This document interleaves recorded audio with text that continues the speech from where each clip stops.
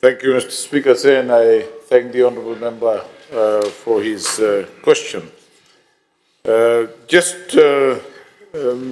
Speaker, to begin with, just highlight some high-level aggregate figures on revenue and fiscal outturn for last financial year 2024-2025. Mr. Speaker, for the last fiscal year ending July 2025, government collected 4.04 billion in total revenues, tax and non-tax revenues. And this is the first time, Mr. Speaker, we have crossed the $4 billion mark in total revenue collections, setting a new fiscal milestone for PG. Similarly, tax collections stood at around 3.5 billion, the highest collection ever, and 185 million above the budgeted forecast for the last financial year, 2024-2025, Mr. Speaker.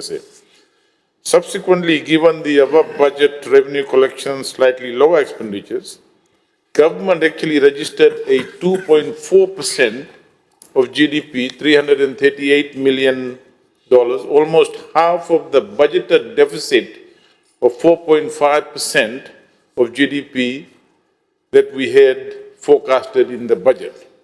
So this is the lowest fiscal deficit since 2016 and 17 financial year. As such, public debt stood at around $10.8 billion at the end of July 2025, equivalent to 77.1% of GDP.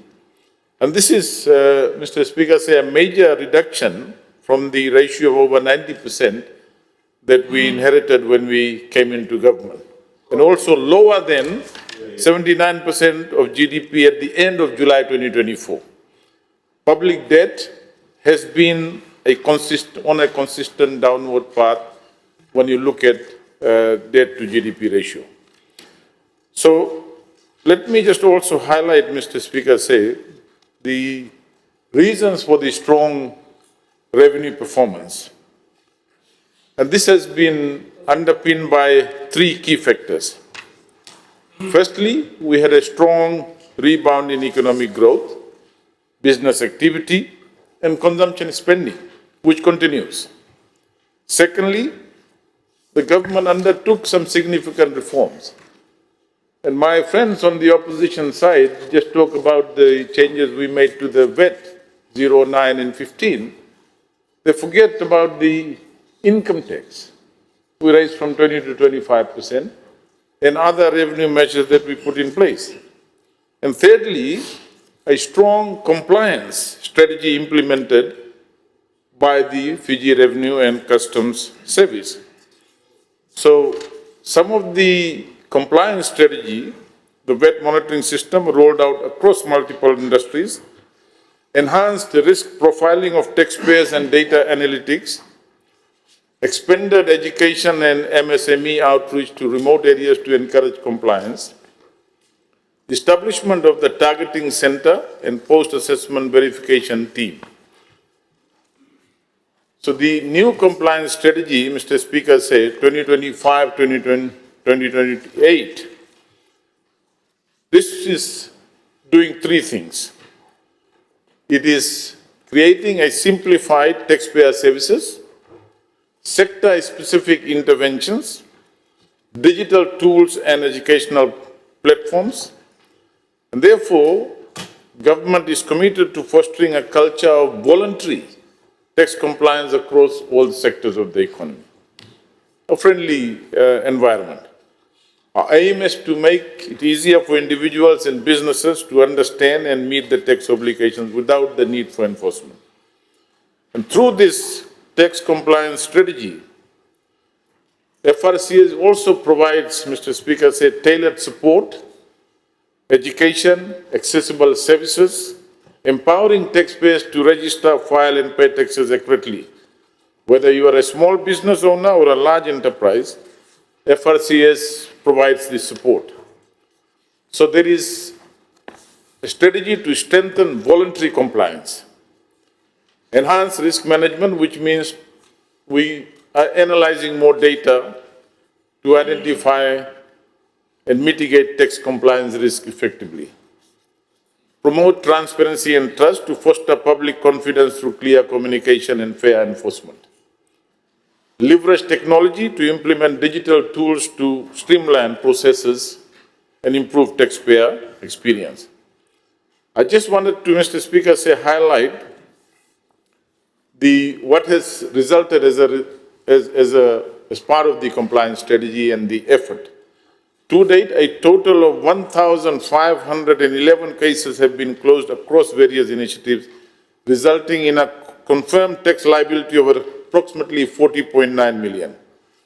Notably, the VAT non-lodger project and voluntary compliance by taxpayers themselves contributed significantly for 35.5 million in VAT assessments from 1,179 cases. Other impactful projects such as VAT nil lodger, VAT quick win collectively added about 4 million. Sector-specific incentives, including wholesale, retail, homestays, other service activities, have also contributed to about more than $500,000 in assessments. Compliance checks on brand new vehicle owners, social media cases are underway, while the whistleblower program, FFIU referrals have generated about another $500,000 tax liabilities. These efforts are just examples, Mr. Speaker, that has led to a multi-pronged approach to identifying and addressing non-compliance across both individuals and business taxpayers. The other areas, MSME, we are making effort, we are promoting voluntary compliance, and that's also working, Mr. Speaker. So despite the recent reduction in VAT rates, FRCS remains on track to maintain similar levels of revenue collection this year. And this is partly due to strong economic growth, strong confidence by the consumers. The spending doesn't show any sign of declining. All the latest figures are very clear.